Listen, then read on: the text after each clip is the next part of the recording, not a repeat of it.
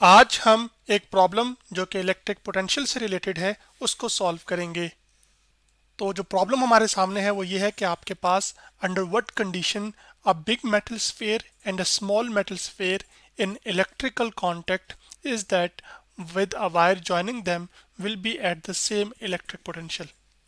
यानी कि वो क्या शर्त या क्या कंडीशन होगी जब आपके पास एक मेटल का स्फीयर जो कि बड़े साइज में हो और एक छोटा मेटल का स्फीयर आपस में एक तार के जरिए से कनेक्टेड हो। इसी को हम इलेक्ट्रिकल कांटेक्ट कह रहे हैं। तो जब इलेक्ट्रिकल कांटेक्ट इनके दरमियान क्रिएट हो जाए तो आपके पास कब या क्या शर्त होगी कि आपके पास जो इलेक्ट्रिक पोटेंशियल आपके पास इस बड़े मेटल सफेयर का है वही इलेक्ट्रिक पोटेंशियल आपके पास छोटे मेटल सफेयर का हो। यहाँ पर मेटल सफेयर से मुराद आपके पास एक ऐसा सफेयर जैसे कि बॉल कोई हो लेकिन वो मेटल की बनी हुई हो, जैसे कॉपर हो सकता है। यहाँ पर जो इलेक्ट्रिक पोटेंशियल हम कहते हैं potential energy per unit charge को, यानी कि कितनी पोटेंशियल एनर्जी पर कूलम चार्ज है, इसी को हम क्या कहते हैं आपके पास इलेक्ट्रिक पोटेंशियल एक पॉइंट पर। तो यहाँ पर ये जो प्रॉब्लम है हमारे पास, इसकी जो नेचर है वो आपके पास कंसेप्चुअल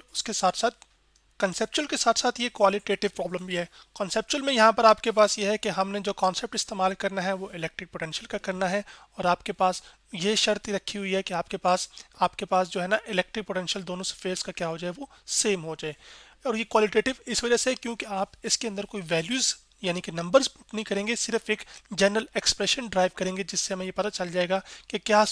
कंडीशन सेटिस्फाई होनी चाहिए कि आपके पास जितना आपके पास इलेक्ट्रिक पोटेंशियल एक बड़े मेटल स्फीयर का है उतना ही आपके पास एक छोटे मेटल स्फीयर का है। तो उसको करने के लिए कुछ चीज़ें अब हमने खुद से एज्यूम करनी है सवाल के मुताबिक। जैसे आपके पास तस्वीर आपको नजर आ रही है, तो एक बड़ा मेटल स्फीयर है, तो हर स्फीयर का क्या होता है, एक सेंटर होता है और सेंटर से लेकर उसकी बाउंड्री तक का जो फासला होता है उसको हम रेडियस कहते हैं। तो आपके पास बड़े सफ़ेयर का जो रेडियस है उसको हम रिप्रेजेंट कर रहे हैं कैपिटल आर के साथ, जबकि जो छोटा सफ़ेयर है मेटल का उसका जो रेडियस है वो सेंटर से लेकर यहाँ तक का जो फासला है उसको हम रिप्रेजेंट कर रहे हैं स्मॉल आर के साथ। अब चूंकि ये सफ़ेयर्स मेटल के बने हुए हैं तो आपके पास मेटल्स की ये ख़ास बात ये होती है कि आपके पास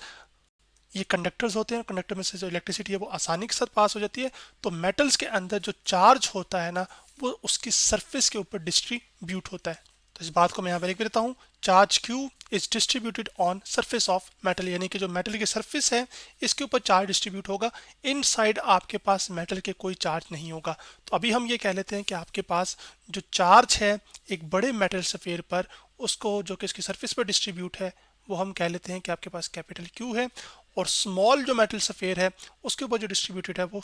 स्मॉल क्यू है।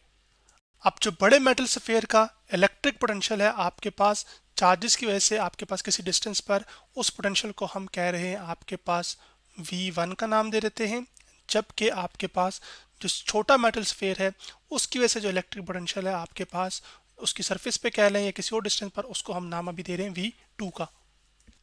अब चूंकि वायर के जरिए से इन दोनों मेटल्स को आपस में कनेक्ट किया गया है और आपके पास इनको सेम पोटेंशियल पर होना है,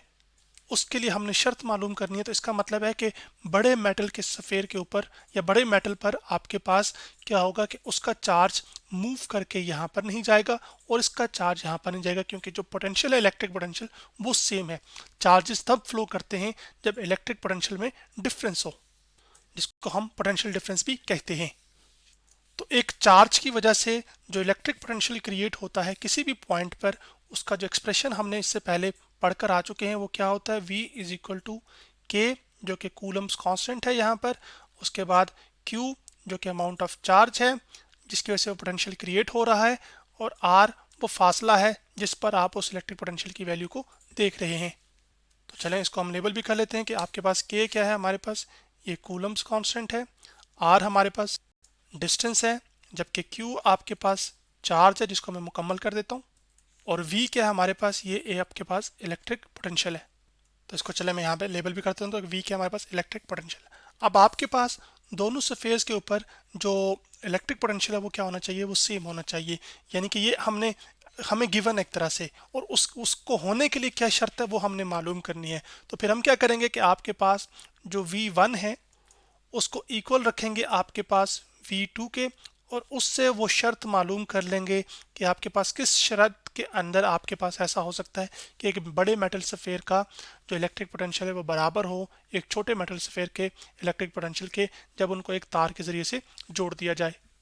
तो अब हम एक बड़े मेटल स्फीयर के लिए इलेक्ट्रिक पोटेंशियल की वैल्यू लिखेंगे और वो क्या होगी, हमारे पास V1 की जगह हम पुट कर देंगे आपके पास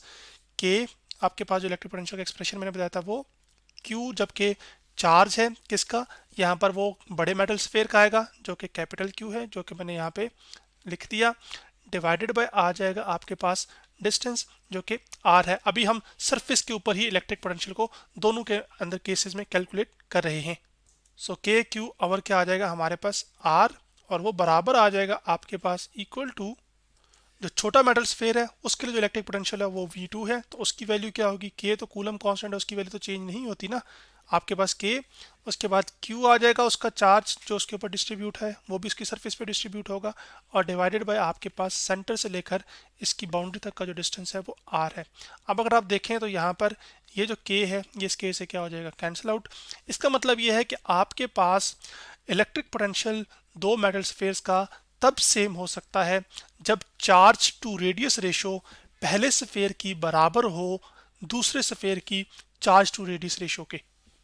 तो फिर मैं लिख सकता हूँ यहाँ पर आपके पास charge to radius ratio must be constant for same electric potential, यानी कि सेम इलेक्ट्रिक पोटेंशियल होने के लिए चार्ज टू जो रेडियस रेशो है आपके पास वो बड़े स्फीयर के लिए भी और छोटे स्फीयर के लिए भी एक कांस्टेंट नंबर के इक्वल होना चाहिए, जिसको हम कह लेते हैं लेट से के।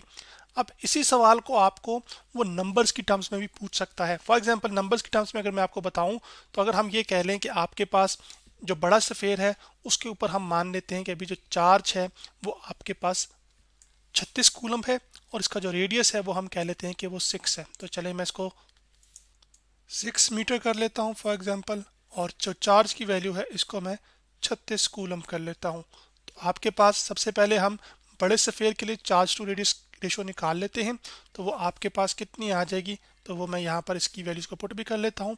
तो ये 36 बाय क्या आ जाएगी आपके पास 6, और 36/6 क्या होता है आपके पास, ये तो होता है 6 के इक्वल। इसका मतलब है कि जो k की वैल्यू है अभी वो कितनी आई है हमारे पास 6 के इक्वल आई है। अब इसी तरह ये मैंने कैलकुलेट इसको किसके लिए किया है, लार्ज स्फीयर के लिए कैलकुलेट किया है। अब हम स्मॉल स्फीयर्स के लिए ले लेते हैं और इसके लिए अंदर हम कह लेते हैं कि आपके पास जिसके ऊपर चार्ज है वो लेट से आपके पास जो चार्ज Q है वो हम कह लेते हैं कि वो 12 कूलम है, और आपके पास जो रेडियस है उसको हम कह लेते हैं कि वो 2 मीटर है, जो कि मैंने यहाँ पे लिख दिया। तो अब आपके पास यहाँ पर क्या होगा, अब हमने स्मॉल रेडियस के लिए कैलकुलेट करनी है, सॉरी स्मॉल स्फीयर के लिए करनी है। तो उसका जो चार्ज है उसको हम क्यूब से रिप्रेजेंट कर रहे हैं और उसकी जो रेडियस है उसको स्मॉल r से, और वो आपके पास इसका चार्ज कितना है वो आपके पास 12 है, तो मैं यहाँ पे 12 लिख लूँगा। स्मॉल वाले का रेडियस कितना है 2, तो आपके पास 2 1 जा कितना आ जाएगा 2, 2 6 जा कितना आ जाएगा 12, तो आपके पास 6 आ जाएगा। और ये 6 भी किसके इक्वल है, कांस्टेंट k के, और ये हमने किस चीज़ के लिए कैलकुलेशन की है, स्मॉल स्फीयर के लिए। तो मैं लिख लेता हूँ आपके पास फॉर स्मॉल स्फीयर, और आपके पास ये जो चार्ज टू रेडियस रेशियो है आपके पास दोनों स्फीयर्स के लिए वो आपके पास एक जितनी है। तो इसका मतलब ये होगा कि आपके पास इन दोनों का जो इलेक्ट्रिक पोटेंशियल है वो क्या है, वो सेम है। अगर charge to radius ratio different होगी तो इलेक्ट्रिक पोटेंशियल दोनों स्फीयर्स के फिर क्या होंगे, वो डिफरेंट होंगे। तो आज हमने क्या किया कि आपके पास एक प्रॉब्लम जो कि इलेक्ट्रिक पोटेंशियल से रिलेटेड था उसको सॉल्व किया।